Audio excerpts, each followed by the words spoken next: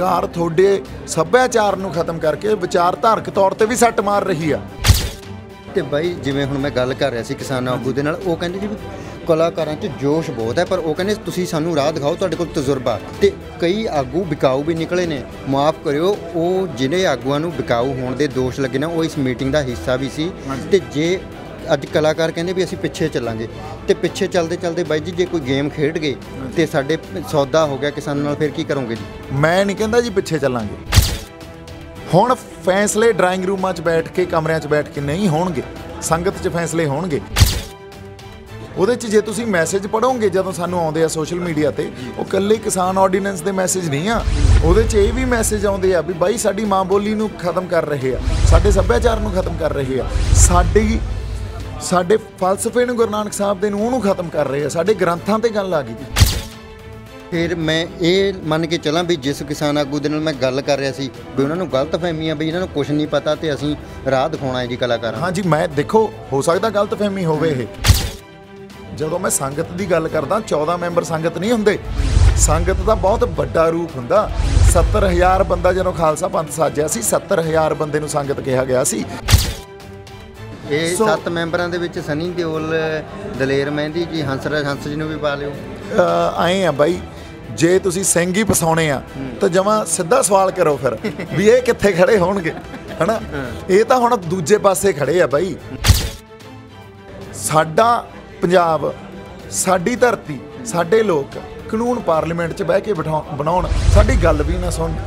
ਹੁਣ ਅਸੀਂ ਜੇ ਜ਼ਮੀਰਾਂ ਮਰੀਆਂ ਹੋਣਗੀਆਂ ਤਾਂ ਹੀ ਉੱਧਰ ਭੁਗਤਾਂਗੇ, ਜੇ ਜ਼ਮੀਰਾਂ ਜਾਗਦੀਆਂ ਤਾਂ ਇੱਥੇ ਖੜਾਂਗੇ। ਮੌਤ ਦਾ ਡਰ ਚੱਕਣਾ ਪਊਗਾ ਅੰਦਰੋਂ, ਉਹ ਤੋਂ ਬਿਨਾਂ ਸੰਘਰਸ਼ ਨਹੀਂ ਲੜੇ ਜਾ। ਚੱਕਿਆ ਗਿਆ ਬਾਈ ਜੀ, ਚੱਕਿਆ ਗਿਆ ਬਾਈ। ਔਰ ਇਹ ਵਾਅਦਾ ਕਰਦਾ, ਜੇ ਕਿਤੇ ਗੋਲੀਆਂ ਤੱਕ ਨੌਬਤ ਆ ਗਈ ਨਾ, ਅੱਗੇ ਹੋਵਾਂਗੇ, ਪਿੱਛੇ ਨਹੀਂ ਹੋਵਾਂਗੇ। ਤੇ ਅਸੀਂ ਕਲਾਕਾਰ ਲਗਾਤਾਰ ਮੈਂ ਭਾਸ਼ਣ ਸੁਣ ਰਿਹਾ ਵੀ ਯਾਰ ਆਗੂ ਗੁੰਮਰਾਹ ਕਰ ਰਹੇ ਨੇ, ਸਿਰਫ ਵੋਟਾਂ ਦੀ ਰਾਜਨੀਤੀ ਹੋ ਰਹੀ ਹੈ। ਤੇ ਇਹੀ ਜਥੇਬੰਦੀਆਂ ਜੇ ਮੁੱਖ ਮੰਤਰੀ ਨਾਲ ਅੱਜ ਮੀਟਿੰਗ ਕਰੀ, ਕੱਲ੍ਹ ਨੂੰ ਕਹਿਣਗੇ ਜੀ ਵੀ ਚਲੋ ਜੀ ਅਕਾਲੀ ਦਲ ਦੇ ਪ੍ਰਧਾਨ ਨਾਲ ਵੀ ਇੱਕ ਮੀਟਿੰਗ ਕਰ ਲੈਂਦੇ ਆ, ਚਲੋ ਜੀ ਆਮ ਆਦਮੀ ਪਾਰਟੀ ਦੇ ਪ੍ਰਧਾਨ ਨਾਲ ਵੀ ਕਰ ਲੈਂਦੇ ਆ, ਲੋਕ ਇਨਸਾਫ ਪਾਰਟੀ ਵੱਲ ਵੀ ਚੱਲ ਜਾਂਦੇ। ਜੇ ਐਵੇਂ ਹੋ ਗਿਆ ਜੀ ਫਿਰ ਨਾ ਤਾਂ ਮੁੱਖ ਮੰਤਰੀ ਸਾਹਿਬ ਨਾਲ ਮੀਟਿੰਗ ਕਰਨ ਦਾ ਕੋਈ ਫਾਇਦਾ, ਨਾ ਬਾਦਲ ਸਾਹਿਬ ਨਾਲ ਮੀਟਿੰਗ ਕਰਨ ਦਾ ਫਾਇਦਾ। ਕਰਕੇ ਆਏ ਆ ਜੀ, ਨਹੀਂ ਕਰਕੇ ਆਏ ਆ, ਉਹਦਾ ਕੋਈ ਫਾਇਦਾ ਨਹੀਂ ਆ। ਕਿਉਂ ਕਰਕੇ ਆਏ ਆ ਮੈਨੂੰ ਨਹੀਂ ਪਤਾ। ਮੈਂ ਉਹਨਾਂ ਨਾਲ ਨਾ ਤਾਂ ਬੈਠੂੰਗਾ ਨਾ ਮੀਟਿੰਗ ਕਰੂੰਗਾ। ਮੇਰੇ 'ਚ ਸਪਸ਼ਟਤਾ ਹੈਗੀ ਆ। ਗੱਲ ਜਿਹੜੀ ਆ ਹੁਣ ਲੜਾਈ ਸਰਕਾਰ ਤੇ ਲੋਕਾਂ ਦੀ ਆ, ਵਿੱਚ ਕੋਈ ਨਹੀਂ ਆ। ਗੱਲ ਸਿੱਧਾ ਮੱਥਾ ਲਾਉਣਾ ਪੈਣਾ ਦਿੱਲੀ ਨਾਲ। ਅੱਜ ਜਾਗੋ, ਅੱਜ ਲੜੋ, ਨਹੀਂ ਤਾਂ ਕਬਰਾਂ 'ਚ ਧੱਕ ਦੇਣਗੇ। ਹੁਣ ਤੱਕ ਤੁਸੀਂ ਕਿਸਾਨ ਜਥੇਬੰਦੀਆਂ ਦੇ ਅਲੱਗ-ਅਲੱਗ ਧਰਨੇ ਵੇਖੇ ਤੇ ਕਲਾਕਾਰਾਂ ਦੇ ਅਲੱਗ ਵੇਖੇ, ਕੋਈ ਸ਼ੰਭੂ ਬੈਰੀਅਰ, ਕੋਈ ਮਾਨਸਾ, ਕੋਈ ਨਾਭੇ। ਪਰ ਹੁਣ 31 ਕਿਸਾਨ ਜਥੇਬੰਦੀਆਂ ਦੀ ਇੱਕ ਮੁਲਾਕਾਤ, ਇੱਕ ਮੀਟਿੰਗ ਹੁੰਦੀ ਹੈ ਜਿਸ ਦੇ ਵਿੱਚ ਕੁਝ ਫੈਸਲੇ ਲਏ ਜਾਂਦੇ ਨੇ, ਕਲਾਕਾਰ ਭਰਾਵਾਂ ਦੇ ਨਾਲ ਹੁੰਦੀ ਹੈ। ਤੇ ਗੱਲ ਇਹ ਆਉਂਦੀ ਹੈ ਮੁੱਖ ਤੌਰ ਤੇ ਵੀ ਕਿਸਾਨਾਂ ਨੂੰ ਬਚਾਈਏ ਕਿਵੇਂ ਯਾਰ, ਇਕੱਠੇ ਹੋ ਕੇ ਬਚਾਈਏ, ਤੇ ਉਹ ਕਿਵੇਂ ਹੋਵੇ।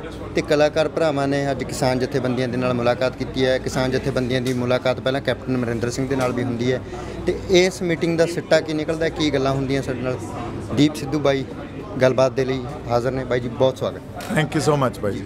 ਬਾਈ ਜੀ ਅੱਜ ਮੁਲਾਕਾਤ ਹੁੰਦੀ ਹੈ, ਮੀਟਿੰਗ ਹੁੰਦੀ ਹੈ, ਤੇ ਮੀਟਿੰਗ ਦਾ ਕੀ ਸਿੱਟਾ ਨਿਕਲਦਾ ਜੀ? ਸਿੱਟਾ ਤਾਂ ਇਹੀ ਨਿਕਲਿਆ ਜੀ ਵੀ ਮੁੱਦਾ ਸਾਂਝਾ ਜੀ, ਸਾਡੇ ਸਰੋਕਾਰ ਸਾਂਝੇ ਆ।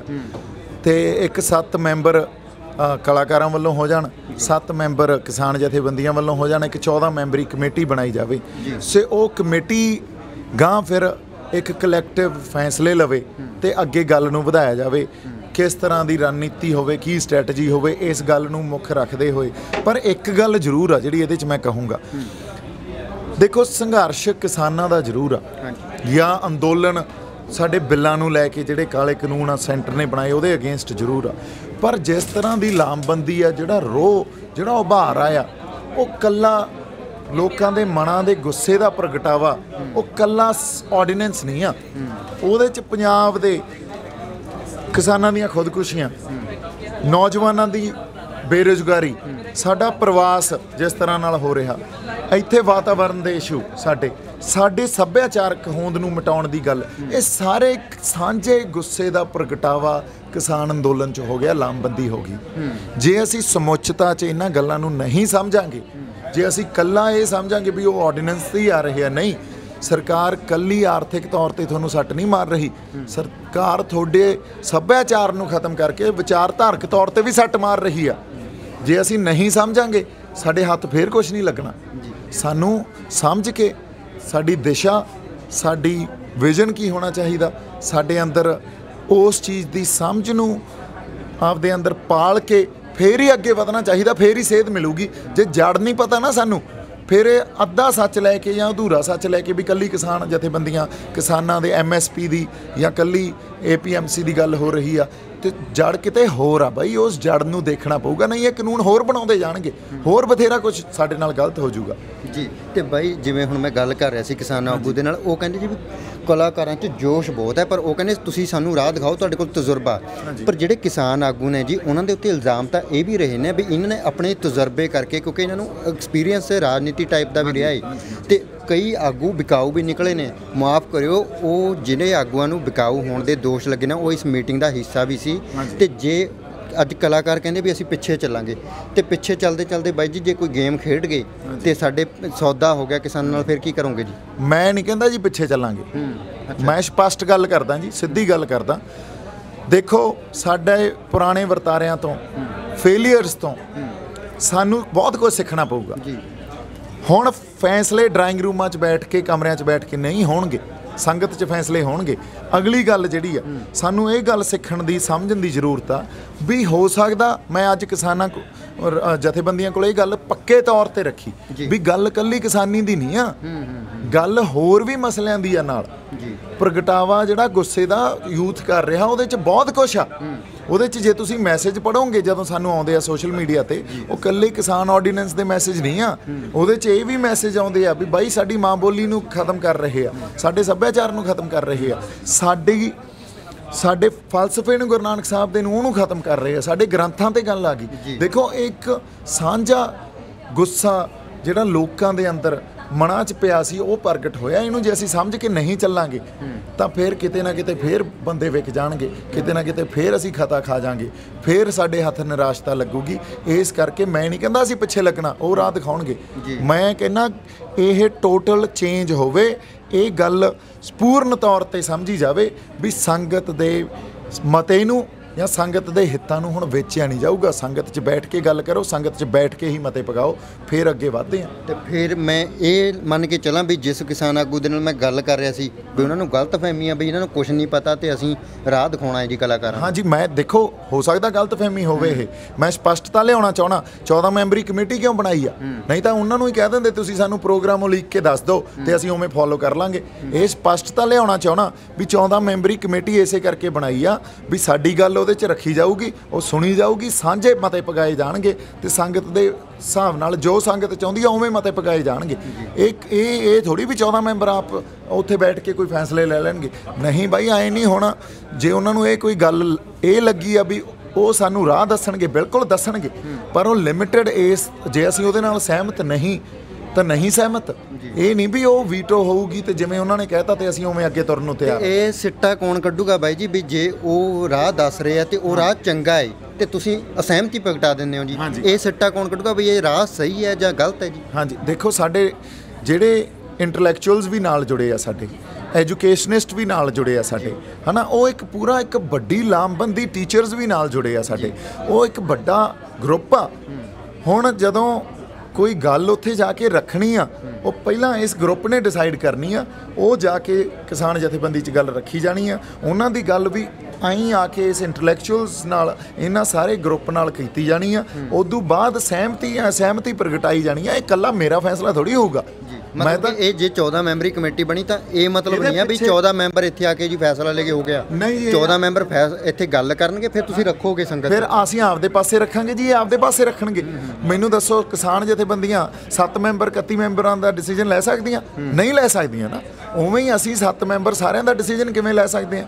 ਸੋ ਇਸ ਕਰਕੇ ਜਿਹੜਾ ਪਿੱਛੇ ਇੱਕ ਬੜਾ ਵੱਡਾ ਲਾਮਬੰਦ ਧਿਰਾ ਕੰਮ ਕਰ ਰਿਹਾ, ਜਿਹੜਾ ਧਿਰ ਇਹ ਦੱਸ ਰਿਹਾ ਵੀ ਇਸ ਸੰਘਰਸ਼ ਨੂੰ ਲੜਨਾ ਕਿਵੇਂ ਆ, ਇਸ ਨੌਜਵਾਨਾਂ ਨੂੰ ਲਾਮਬੰਦ ਕਿਵੇਂ ਕਰਕੇ ਰੱਖਣਾ, ਜਾਂ ਨੌਜਵਾਨਾਂ ਨੂੰ ਚਾਹੀਦਾ ਕੀ ਆ, ਉਹਨਾਂ ਦੇ ਸਰੋਕਾਰ ਕੀ ਆ, ਉਹ ਸਾਰੀਆਂ ਗੱਲਾਂ ਨੂੰ ਵਿਚਾਰਿਆ ਜਾਊਗਾ। ਜਦੋਂ ਮੈਂ ਸੰਗਤ ਦੀ ਗੱਲ ਕਰਦਾ 14 ਮੈਂਬਰ ਸੰਗਤ ਨਹੀਂ ਹੁੰਦੇ, ਸੰਗਤ ਦਾ ਬਹੁਤ ਵੱਡਾ ਰੂਪ ਹੁੰਦਾ।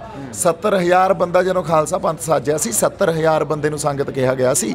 ਇਸ ਕਰਕੇ ਸੰਗਤ ਦਾ ਬਹੁਤ ਵੱਡਾ ਰੂਪ ਆ। ਉਹਨਾਂ ਸਾਰਿਆਂ ਦੀ ਜਿਹੜੀ ਸਮਝ ਆ, ਉਹਨਾਂ ਸਾਰਿਆਂ ਦਾ ਤਜਰਬਾ, ਉਹਨਾਂ ਦੀਆਂ ਜਿਹੜੀਆਂ ਗੱਲਾਂ, ਉਹਨਾਂ ਦੇ ਸਰੋਕਾਰ ਆ, ਉਹ ਆ ਕੇ ਇੱਕ ਰਿਪਰੈਜ਼ੈਂਟੇਸ਼ਨ ਦੇ ਤੌਰ ਤੇ 7 ਮੈਂਬਰੀ ਕਮੇਟੀ ਅੱਗੇ ਪੇਸ਼ ਕਰੂਗੀ। ਠੀਕ ਹੈ। ਤੇ ਬਹੁਤ ਸਾਰੇ ਕਿਸਾਨ ਬਾਈ ਜੀ ਇਹ ਕਹਿ ਰਹੇ ਆ ਵੀ ਯਾਰ ਕਲਾਕਾਰ ਤਾਂ ਗੁੰਮਰਾਹ ਕਰ ਰਹੇ ਨੇ, ਤੇ ਬਹੁਤ ਸਾਰੇ ਕਲਾਕਾਰ ਇਹ ਕਹਿ ਰਹੇ ਨੇ ਵੀ ਕਿਸਾਨ ਆਗੂ ਗੁੰਮਰਾਹ ਕਰ ਰਹੇ ਨੇ। ਤੇ ਹੁਣ ਜਿਹੜੇ ਕਿਸਾਨ ਹੋਣਗੇ ਉਹ ਕਹਿਣਗੇ ਜੀ ਸਾਨੂੰ ਤਾਂ ਦੱਸਿਆ ਨਹੀਂ ਹੈ ਜੀ, ਇਹ ਆਗੂਆਂ ਨੇ ਆਪੇ ਮੀਟਿੰਗ ਕਰ ਲਈ। ਤੇ ਜਿਹੜੇ ਕਲਾਕਾਰ ਕਹਿੰਦੇ ਵੀ ਕਿਸਾਨ ਆਗੂ ਗੁੰਮਰਾਹ ਕਰਦੇ, ਕਲਾਕਾਰ ਵੀ ਕਹਿ ਸਕਦੇ ਵੀ ਸਾਨੂੰ ਦੱਸਿਆ ਨਹੀਂ ਯਾਰ, ਦੀਪ ਸਿੱਧੂ ਹੋਰੀ ਨੇ, ਲੱਖੇ ਸਿਧਾਣੇ ਹੋਰੀ ਨੇ ਮੁਖਤਿਆਰ ਹੋ ਕੇ ਜੀ ਆਪ ਮੀਟਿੰਗ ਕਰ ਲਈ। ਕੀ ਕਿਸਾਨ ਆਗੂਆਂ ਨੇ ਕਿਸਾਨਾਂ ਨੂੰ ਤੇ ਕੀ ਕਲਾਕਾਰ ਭਰਾਵਾਂ ਨੇ ਆਪਣੇ ਸਾਥੀਆਂ ਨੂੰ ਭਰੋਸੇ 'ਚ ਲੈ ਕੇ ਮੀਟਿੰਗ ਸੱਦੀ ਹੈ ਜੀ? ਦੇਖੋ, ਭਰੋਸੇ 'ਚ ਲੈ ਕੇ ਮੀਟਿੰਗ ਸੱਦਣ ਦਾ ਮਤਲਬ ਕੀ ਆ? ਇੱਥੇ ਕੋਈ ਫੈਸਲਾ ਤਾਂ ਲਿਆ ਨਹੀਂ ਗਿਆ। ਗੱਲ ਤੁਹਾਡੀ ਵਾਜਬ ਆ। ਇਹ ਹਰ ਕਿਸੇ ਦੇ ਮਨ 'ਚ ਇਹ ਹਰ ਕਿਸੇ ਦੇ ਮਨ 'ਚ ਸਵਾਲ ਉੱਠੂਗਾ। ਇਸ ਕਰਕੇ 7 ਮੈਂਬਰ ਕਿਹੜੇ ਹੋਣਗੇ ਉਹ ਡਿਸਾਈਡ ਨਹੀਂ ਹੋਇਆ ਹਜੇ, ਹੈ ਨਾ। ਉਹ ਤਾਂ ਸਾਰਿਆਂ ਨਾਲ ਬੈਠ ਕੇ ਹੀ ਡਿਸਾਈਡ ਹੋਊਗਾ। ਉਸ ਤੋਂ ਬਾਅਦ ਕੋਈ ਰਣਨੀਤੀ ਮਿਥੀ ਜਾਊਗੀ, ਉਸ ਤੋਂ ਬਾਅਦ ਉਸ ਮੀਟਿੰਗ 'ਚ ਜੋ ਸ਼ਮੂਲੀਅਤ ਹੋਊਗੀ ਕੀਤੀ ਜਾਊਗੀ। ਐਂ ਕਿਸਾਨ ਜਥੇਬੰਦੀਆਂ ਨੇ ਕਿਹੜੇ 7 ਮੈਂਬਰ ਆ ਡਿਸਾਈਡ ਨਹੀਂ ਕੀਤਾ। ਇਹ 7 ਮੈਂਬਰਾਂ ਦੇ ਵਿੱਚ ਸਨੀ ਦਿਓਲ, ਦਲੇਰ ਮਹਿੰਦੀ ਜੀ, ਹੰਸ ਜੀ ਨੂੰ ਵੀ ਪਾ ਲਿਓ। ਐਂ ਆ ਬਾਈ, ਜੇ ਤੁਸੀਂ ਸਿੰਘ ਹੀ ਫਸਾਉਣੇ ਆ ਤਾਂ ਜਮਾਂ ਸਿੱਧਾ ਸਵਾਲ ਕਰੋ ਫਿਰ ਵੀ ਇਹ ਕਿੱਥੇ ਖੜੇ ਹੋਣਗੇ, ਹਨਾ। ਇਹ ਤਾਂ ਹੁਣ ਦੂਜੇ ਪਾਸੇ ਖੜੇ ਆ ਬਾਈ, ਹਨਾ। ਇਹ ਤਾਂ ਸ਼ਰੇਆਮ ਆ ਵੀ ਇਹ ਦੂਜੇ ਪਾਸੇ ਖੜ ਗਏ, ਸਰਕਾਰਾਂ ਨਹੀਂ ਖੜ ਗਏ। ਪੰਜਾਬ ਦੇ ਕੁਝ ਕਲਾਕਾਰ ਇਹਨਾਂ ਨੇ ਇੱਕ ਕਹਿਤਾ ਵੀ ਅਸੀਂ ਵੀ ਕਾਲ ਦਿੰਦੇ ਸਾਡੇ ਨਾਲ ਖੜੋ, ਜੇ ਉਹ ਖੜ ਕੇ ਇੱਥੇ ਦੇ ਕਲਾਕਾਰ ਜੀ। ਕੌਣ ਕਲਾਕਾਰ ਜੀ? ਪੰਜਾਬ ਦੇ ਕੁਝ ਕਲਾਕਾਰ ਹੰਸਰਾਜ, ਦਲੇਰ ਮਹਿੰਦੀ ਤੇ ਸਨੀ ਦਿਓਲ ਦੇ ਪਾੜੇ ਵੱਲ ਚਲੇ ਗਏ ਜੀ। ਨਹੀਂ, ਜਿਹੜੇ ਚਲੇ ਗਏ ਅਸੀਂ ਉਹਨਾਂ ਨੂੰ, ਦੇਖੋ ਗੱਲ ਆਏ ਆ, ਕੋਈ ਕਿਸੇ ਨੂੰ ਰੋਕ ਸਕਦਾ? ਰੋਕ ਤਾਂ ਸਕਦਾ ਨਹੀਂ ਨਾ, ਪਰ ਬਾਈਕਾਟ ਕੀਤਾ ਜਾ ਸਕਦਾ ਹੈ। ਨਹੀਂ, ਬਾਈਕਾਟ ਕੀਤਾ ਜਾ ਸਕਦਾ, ਪਰ ਆਪਦੀ ਆਤਮਾ ਤੋਂ ਜਿਹਨੇ ਭੱਜਣਾ ਭੱਜ ਜੇ, ਫਿਰ ਆਪਦੀ ਜ਼ਮੀਰ ਤੋਂ ਜਿਹਨੇ ਭੱਜਣਾ ਭੱਜ ਜੇ। ਇਹ ਤਾਂ ਗੱਲਾਂ ਕਿ ਤੈਅ ਹੋ ਜਾਂਦੀਆਂ ਨਾ, ਲੋਕਾਂ ਨੂੰ ਪਤਾ ਲੱਗ ਜਾਂਦਾ ਬਾਈ, ਦੱਸਣ ਦੀ ਜ਼ਰੂਰਤ ਨਹੀਂ ਪੈਂਦੀ। ਸੋ ਇਸ ਕਰਕੇ ਜਿਹਨੇ ਜਾਣਾ, ਸਰਕਾਰ ਨਹੀਂ ਭੁਗਤਣਾ, ਜੀ ਸੱਦ ਕੇ ਜਾਵੇ, ਪਰ ਅਸੀਂ ਖੜੇ ਹਾਂ, ਅਸੀਂ ਲੜਾਂਗੇ। ਸਾਡਾ ਪੰਜਾਬ, ਸਾਡੀ ਧਰਤੀ, ਸਾਡੇ ਲੋਕ ਕਾਨੂੰਨ ਪਾਰਲੀਮੈਂਟ 'ਚ ਬਹਿ ਕੇ ਬਣਾਉਣ, ਸਾਡੀ ਗੱਲ ਵੀ ਨਾ ਸੁਣ। ਹੁਣ ਅਸੀਂ ਜੇ ਜ਼ਮੀਰਾਂ ਮਰੀਆਂ ਹੋਣਗੀਆਂ ਤਾਂ ਹੀ ਉੱਧਰ ਭੁਗਤਾਂਗੇ, ਜੇ ਜ਼ਮੀਰਾਂ ਜਾਗਦੀਆਂ ਤਾਂ ਇੱਥੇ ਖੜਾਂਗੇ ਜੀ। ਗੱਲ ਇਹ ਵੀ ਆ ਰਹੀ ਹੈ, ਕਹਿੰਦੇ ਹੁਣ ਮਾਹੌਲ ਬਹੁਤ ਗਰਮਾਉਣ ਵਾਲਾ ਹੋ ਸਕਦਾ ਜੀ, ਵੀ ਗੋਲੀ ਚਲਾਉਣ ਤੱਕ ਦੇ ਹੁਕਮ ਦਿੱਤੇ ਜਾਣ ਤੇ ਦੀਪ ਸਿੱਧੂ ਹੋਰੀ ਜਾਂ ਜਿਹੜੇ ਬੰਦੇ ਅੱਜ ਮੋਹਰੀ ਸੀਗੇ ਇਹ ਫਿਰ ਪਿੱਛੋਂ ਲੀਡ ਕਰਨਗੇ ਜਾਂ ਫਿਰ ਛਾਤੀਆਂ ਤੇ ਗੋਲੀ ਖਾਣ? ਬਾਈ ਦੇਖੋ, ਜਦੋਂ ਸੰਘਰਸ਼ ਲੜਨੇ ਆ ਨਾ ਤਾਂ ਸਮਰਪਣ। ਇੱਥੇ ਤੁਹਾਨੂੰ ਇੱਕ ਗੱਲ ਯਾਦ ਰੱਖਣੀ ਪਊਗੀ, ਇਹ ਕਹਿਣ ਦੀ ਗੱਲ ਨਹੀਂ ਆ, ਮੌਤ ਦਾ ਡਰ ਚੱਕਣਾ ਪਊਗਾ ਅੰਦਰੋਂ। ਉਹ ਤੋਂ ਬਿਨਾਂ ਸੰਘਰਸ਼ ਨਹੀਂ ਲੜੇ ਜਾ ਸਕਦਾ। ਚੱਕਿਆ ਗਿਆ ਬਾਈ ਜੀ, ਚੱਕਿਆ ਗਿਆ ਬਾਈ। ਔਰ ਇਹ ਵਾਅਦਾ ਕਰਦਾ, ਜੇ ਕਿਤੇ ਗੋਲੀਆਂ ਤੱਕ ਨੌਬਤ ਆ ਗਈ ਨਾ, ਅੱਗੇ ਹੋਵਾਂਗੇ, ਪਿੱਛੇ ਨਹੀਂ ਹੋਵਾਂਗੇ। ਸੋ ਦੀਪ ਸਿੱਧੂ ਦਾ ਕਹਿਣਾ ਕਿ ਜੇਕਰ ਗੋਲੀਆਂ ਵੀ ਖਾਣੀਆਂ ਪੈਂਦੀਆਂ ਤਾਂ ਉਹ ਇਹ ਨਹੀਂ ਹੈਗਾ ਵੀ ਪਿੱਛੇ ਹਟ ਜਾਣਗੇ, ਉਹ ਅੱਗੇ ਹੋ ਕੇ ਲੜਨਗੇ। ਪਰ ਬਾਈ ਜੀ, ਗੋਲੀਆਂ ਦੀ ਤੁਸੀਂ ਗੱਲ ਕੀਤੀ ਆ, ਪਰ ਮੈਂ ਕਿਸਾਨ ਜਥੇਬੰਦੀਆਂ ਨੇ ਅੱਜ ਮੀਟਿੰਗ ਕੀਤੀ ਆ, ਇਸ ਤੋਂ ਪਹਿਲਾਂ ਮੁੱਖ ਮੰਤਰੀ ਨਾਲ ਕਰਕੇ ਆਏ ਜੀ, ਤੇ ਅਸੀਂ ਕਲਾਕਾਰ ਲਗਾਤਾਰ ਮੈਂ ਭਾਸ਼ਣ ਸੁਣ ਰਿਹਾ ਵੀ ਯਾਰ ਆਗੂ ਗੁੰਮਰਾਹ ਕਰ ਰਹੇ ਨੇ, ਸਿਰਫ ਵੋਟਾਂ ਦੀ ਰਾਜਨੀਤੀ ਹੋ ਰਹੀ ਹੈ। ਤੇ ਇਹੀ ਜਥੇਬੰਦੀਆਂ ਜੇ ਮੁੱਖ ਮੰਤਰੀ ਨਾਲ ਅੱਜ ਮੀਟਿੰਗ ਕਰੀ, ਕੱਲ੍ਹ ਨੂੰ ਕਹਿਣਗੇ ਜੀ ਵੀ ਚਲੋ ਜੀ ਅਕਾਲੀ ਦਲ ਦੇ ਪ੍ਰਧਾਨ ਨਾਲ ਵੀ ਇੱਕ ਮੀਟਿੰਗ ਕਰ ਲੈਂਦੇ ਹਾਂ, ਚਲੋ ਜੀ ਆਮ ਆਦਮੀ ਪਾਰਟੀ ਦੇ ਪ੍ਰਧਾਨ ਨਾਲ ਵੀ ਕਰ ਲੈਂਦੇ ਹਾਂ, ਲੋਕ ਇਨਸਾਫ ਪਾਰਟੀ ਵੱਲ ਵੀ ਚਲ ਜਾਂਦੇ। ਜੇ ਐਵੇਂ ਹੋ ਗਿਆ ਜੀ ਫੇਰ ਬਾਈ ਜੀ, ਮੇਰੀ ਸਪਸ਼ਟਤਾ, ਨਾ ਤਾਂ ਮੁੱਖ ਮੰਤਰੀ ਸਾਹਿਬ ਨਾਲ ਮੀਟਿੰਗ ਕਰਨ ਦਾ ਕੋਈ ਫਾਇਦਾ, ਨਾ ਬਾਦਲ ਸਾਹਿਬ ਨਾਲ ਮੀਟਿੰਗ ਕਰਨ ਦਾ ਫਾਇਦਾ। ਕਰਕੇ ਆਏ ਆ ਜੀ? ਨਹੀਂ, ਕਰਕੇ ਆਏ ਆ, ਉਹਦਾ ਕੋਈ ਫਾਇਦਾ ਨਹੀਂ ਆ। ਕਿਉਂ ਕਰਕੇ ਆਏ ਆ ਮੈਨੂੰ ਨਹੀਂ ਪਤਾ, ਕਿਉਂਕਿ ਆਪੋਜੀਸ਼ਨ ਤਾਂ ਫੇਲ ਹੋ ਗਈ ਨਾ। ਜੇ ਆਪੋਜੀਸ਼ਨ ਕਿਤੇ ਸਕਸੈਸਫੁਲ ਹੁੰਦੀ ਤਾਂ ਫਿਰ ਪਾਸ ਥੋੜੀ ਹੋਣਾ ਸੀ, ਹਨਾ। ਉਹ ਤਾਂ ਆਟੋਕ੍ਰੈਟਿਕ ਫੈਸਲੇ ਲੈਂਦੀ ਆ ਸਰਕਾਰ, ਬੀਜੇਪੀ ਤਾਂ, ਉਹਨਾਂ ਨੇ ਤਾਂ ਕਿਸੇ ਦੀ ਸੁਣੀ ਨਹੀਂ। ਆਪੋਜੀਸ਼ਨ ਫੇਲ ਹੋ ਗਈ ਤਾਂ ਮਤਲਬ ਹੀ ਇਹ ਆ। ਫਿਰ ਅਸੀਂ ਆਪੋਜੀਸ਼ਨ ਕੋਲੇ ਕਿਉਂ ਤੁਰੇ ਫਿਰਦੇ ਆ ਮੈਨੂੰ ਨਹੀਂ ਪਤਾ। ਮੈਂ ਉਹਨਾਂ ਨਾਲ ਨਾ ਤਾਂ ਬੈਠੂੰਗਾ ਨਾ ਮੀਟਿੰਗ ਕਰੂੰਗਾ। ਮੇਰੇ 'ਚ ਸਪਸ਼ਟਤਾ ਹੈਗੀ ਆ। ਗੱਲ ਜਿਹੜੀ ਆ ਹੁਣ ਲੜਾਈ ਸਰਕਾਰ ਤੇ ਲੋਕਾਂ ਦੀ ਆ, ਵਿੱਚ ਕੋਈ ਨਹੀਂ ਆ ਜੀ। ਇਹ ਗੱਲ ਸਮਝ ਨਹੀਂ ਪਾਊਗੀ, ਵਿੱਚ ਵਾਲੀਆਂ ਗੱਲਾਂ ਖਤਮ ਹੋ ਗਈਆਂ। ਹੁਣ ਗੱਲ ਸਿੱਧਾ ਮੱਥਾ ਲਾਉਣਾ ਪੈਣਾ ਦਿੱਲੀ ਨਾਲ। ਬਹੁਤ ਸਵਾਲ ਇੱਥੇ ਜਦੋਂ ਸ਼ੁਰੂਆਤ ਹੋਈ ਹੈ ਤਾਂ ਉਹ ਮੁੱਦੇ ਤੋਂ ਭੜਕੇ ਹੋਏ ਸੀ, ਕਿਉਂਕਿ ਨੌਜਵਾਨਾਂ ਦੀ ਗੱਲ ਆਉਂਦੀ ਹੈ ਵੀ ਨੌਜਵਾਨ ਜੀ ਹੋਰ ਕੁਝ ਕਰਦੇ ਆ ਉੱਥੇ, ਹੋਰ ਗੱਲਾਂ ਕਰਦੇ ਆ। ਤੇ ਬਾਈ ਜੀ, ਮੈਂ ਉਹ ਗੱਲ ਤੁਹਾਤੋਂ ਪੁੱਛਣੀ ਨਹੀਂ ਚਾਹਾਂਗਾ, ਪਰ ਮੈਂ ਜ਼ਰੂਰ ਕਹਾਂਗਾ ਵੀ ਇੱਕ ਸੁਨੇਹਾ ਉਹਨਾਂ ਨੌਜਵਾਨਾਂ ਨੂੰ ਦਿਓ, ਕਿਉਂਕਿ ਅਸੀਂ ਨਹੀਂ ਚਾਹੁੰਦੇ, ਅਸੀਂ ਇਸ ਮੋਰਚੇ ਨੂੰ ਫਤਿਹ ਕਰਾਉਣਾ ਚਾਹੁੰਦੇ ਹਾਂ। ਬਾਈ ਜੀ ਨਾਲ ਆ ਕਿਸਾਨਾਂ ਦੇ। ਜੇਕਰ ਐਂਕਰ ਏਸੀਆਂ ਦੇ ਵਿੱਚ ਬੈਠ ਕੇ ਕਹਿ ਪਾਕਿਸਤਾਨ ਜਾਂ ਹੋਰ ਜੰਗਾਂ ਲਵਾ ਸਕਦੇ ਨੇ ਜੀ, ਤਾਂ ਅਸੀਂ ਆਪਣੇ ਭਰਾਵਾਂ ਦੇ ਲੰਮੇ ਜਿਉਣ ਦੇ ਲਈ ਜਾਂ ਫਿਰ ਆਪਣੀਆਂ ਪੀੜ੍ਹੀਆਂ ਬਚਾਉਣ ਦੇ ਲਈ ਅਸੀਂ ਵੀ ਸਿੱਧੇ ਹੋ ਸਕਦੇ ਹਾਂ। ਹਾਂਜੀ। ਤੇ ਬਾਈ ਜੀ ਤੁਸੀਂ ਉਹਨਾਂ ਨੌਜਵਾਨਾਂ ਨੂੰ ਕੀ ਕਹਿੰਦੇ ਹੋ? ਦੇਖੋ, ਮੈਂ ਨੌਜਵਾਨਾਂ ਨੂੰ ਇੱਕੋ ਹੀ ਗੱਲ ਕਹਿਣਾ ਚਾਹੂੰਗਾ ਵੀ ਸਾਨੂੰ ਜੇ ਲਾਮਬੰਦ ਦੀ ਇਕੱਲੀ ਬਹੁਤ ਵੱਡੀ ਗੱਲ ਨਹੀਂ ਹੁੰਦੀ, ਅੱਗੇ ਸੇਧ ਕੀ ਹੋਣੀ ਚਾਹੀਦੀ ਆ, ਸਾਡਾ ਵਿਜ਼ਨ ਕੀ ਆ, ਦਿਸ਼ਾ ਕਿਹੜੀ ਦੇਣੀ ਆ, ਇਹ ਬਹੁਤ ਜ਼ਰੂਰੀ ਆ। ਹੁਣ ਜਿੱਥੇ ਅਸੀਂ ਖੜ ਗਏ ਆ ਕੇ ਸਾਨੂੰ ਸੰਘਰਸ਼ ਜਾਂ ਜਿਹੜੀ ਲੜਾਈ ਆ ਉਹ ਕਾਨੂੰਨੀ ਤੌਰ ਤੇ ਵੀ ਲੜਨੀ ਪੈਣੀ ਆ। ਸਾਨੂੰ ਸ਼ੰਭੂ ਤੇ ਬਾਰਡਰ ਲਾ ਕੇ ਉਹ ਬਾਰਡਰ ਨੂੰ ਜੈਮ ਕਰਕੇ ਵੀ ਲੜਨੀ ਪੈਣੀ ਆ। ਸਾਨੂੰ ਇਹ ਵੀ ਕਹਿਣਾ ਪੈਣਾ, ਦਿੱਲੀਏ ਤੈਨੂੰ ਸਿੱਧੀ ਵੰਗਾਰਦੇ ਆ, ਲਲਕਾਰਦੇ ਆ, ਜੇ ਤੁਸੀਂ ਸਾਨੂੰ ਨਹੀਂ ਵੜਨ ਦਿੰਦੇ ਅਸੀਂ ਤੁਹਾਨੂੰ ਨਹੀਂ ਵੜਨ ਦਿੰਦੇ। ਨਾਲ ਇੱਕ ਹੋਰ ਗੱਲ ਬਹੁਤ ਜ਼ਰੂਰੀ ਹੈ, ਜਿਹੜੀ ਸਾਡੀ ਰੈਜ਼ਿਸਟੈਂਸ ਹੋਊਗੀ ਨਾ ਉਹ ਪੈਸਿਵ ਹੋਣੀ ਚਾਹੀਦੀ ਆ। ਲੋਕਾਂ ਦਾ ਘੱਟ ਤੋਂ ਘੱਟ એનર્ਜੀ ਹੋਵੇ, ਵੱਧ ਤੋਂ ਵੱਧ ਲੋਕ ਜੁੜੀ ਜਾਣ, ਲਾਮਬੰਦ ਹੋਣ, ਸੰਘਰਸ਼ ਵੱਡਾ ਹੋਵੇ, ਦੂਜੇ ਸੂਬਿਆਂ ਨੂੰ ਵੀ ਨਾਲ ਜੋੜੀਏ, ਇੰਟਰਨੈਸ਼ਨਲੀ ਵੀ ਅਸੀਂ ਕੰਟਰੀਜ਼ ਨੂੰ ਨਾਲ ਜੋੜੀਏ। ਸੋ ਸਟ੍ਰੈਟਜੀ ਆ ਜਿਹੜੀ, ਕਿਉਂਕਿ ਪਹਿਲਾਂ ਲੜਾਈ ਲੜ ਕੇ ਜਿੱਤੀ ਜਾਂਦੀ ਆ, ਫੇਰ ਲੜੀ ਜਾਂਦੀ ਆ, ਇਸ ਕਰਕੇ ਸਟ੍ਰੈਟਜੀ ਪਹਿਲਾਂ ਬਣਾਈ ਜਾਂਦੀ ਆ। ਪਹਿਲਾਂ ਜਿੱਤਣੀ ਪੈਣੀ ਆ ਸਾਨੂੰ, ਵੀ ਦਿੱਲੀ ਨੂੰ ਘੇਰਨਾ ਕਿਵੇਂ ਆ, ਸਰਕਾਰ ਨੂੰ ਘੇਰਨਾ ਕਿਵੇਂ ਆ।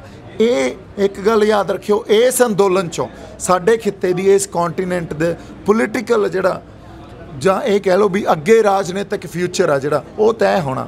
ਜੇ ਅਸੀਂ ਸਰਕਾਰ ਨੂੰ ਜਿੱਤਣ ਦੇਤਾ, ਉਹਨਾਂ ਦੀ ਹਉਮੈ ਬਹੁਤ ਜ਼ਿਆਦਾ ਵੱਧ ਜਾਣੀ ਆ, ਤੇ ਜੇ ਅਸੀਂ ਜਿੱਤਣਾ, ਸਾਨੂੰ ਬਹੁਤ ਜ਼ਿਆਦਾ ਢੰਗ ਨਾਲ ਵਿਉਂਤਬੰਦੀ ਕਰਕੇ ਉੱਪਰ ਹਉਮੈ ਵੱਧ ਸਕਦੀ ਹੈ ਜੀ ਉਹਨਾਂ ਦੀ।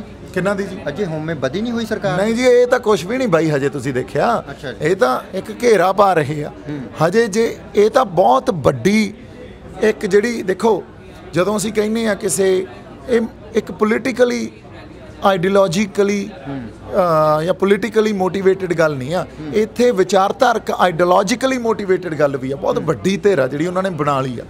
ਹੁਣ ਕੀ ਆ, ਇਹਨਾਂ ਨੇ ਹੌਲੀ ਹੌਲੀ ਸਾਨੂੰ ਐਂ ਕਾਨੂੰਨ ਦੇਈ ਜਾਣੇ ਆ, ਅਸੀਂ ਕੰਪਰੋਮਾਈਜ਼ ਕਰੀ ਜਾਣੇ ਆ, ਪਰ ਇੱਕ ਸਿਸਟਮ ਪਰਪੈਚੁਏਟ ਹੋ ਰਿਹਾ ਨਾਲ ਨਾਲ।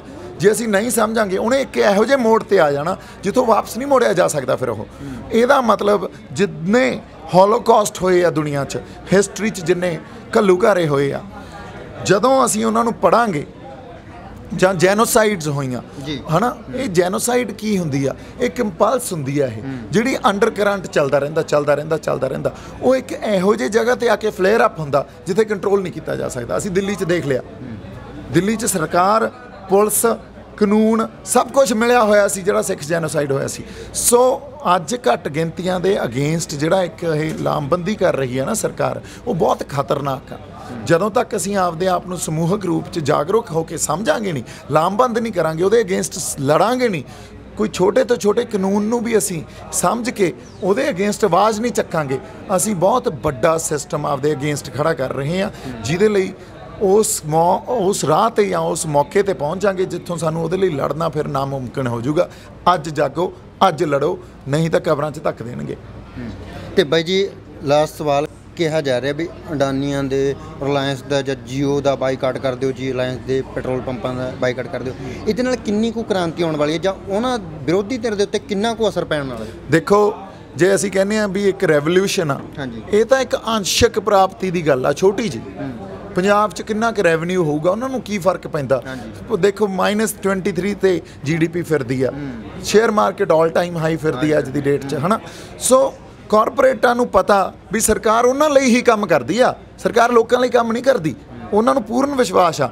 ਅੱਜ ਤੁਸੀਂ ਇਹ ਅੰਸ਼ਕ ਤੌਰ ਤੇ ਪ੍ਰਾਪਤੀ ਹੋਊਗੀ, ਇਹਦੇ 'ਚ ਸੰਪੂਰਨ ਪ੍ਰਾਪਤੀ ਨਹੀਂ ਹੋ ਸਕਦੀ। ਸੰਪੂਰਨ ਪ੍ਰਾਪਤੀ ਤਦ ਹੀ ਹੋਊਗੀ ਜਦ ਅਸੀਂ ਅਸਲ ਮੁੱਦਿਆਂ ਨੂੰ ਸਮਝ ਕੇ ਸਮੁੱਚਤਾ 'ਚ ਲੜਾਈ ਲੜਾਂਗੇ, ਵਿੱਢਾਂਗੇ।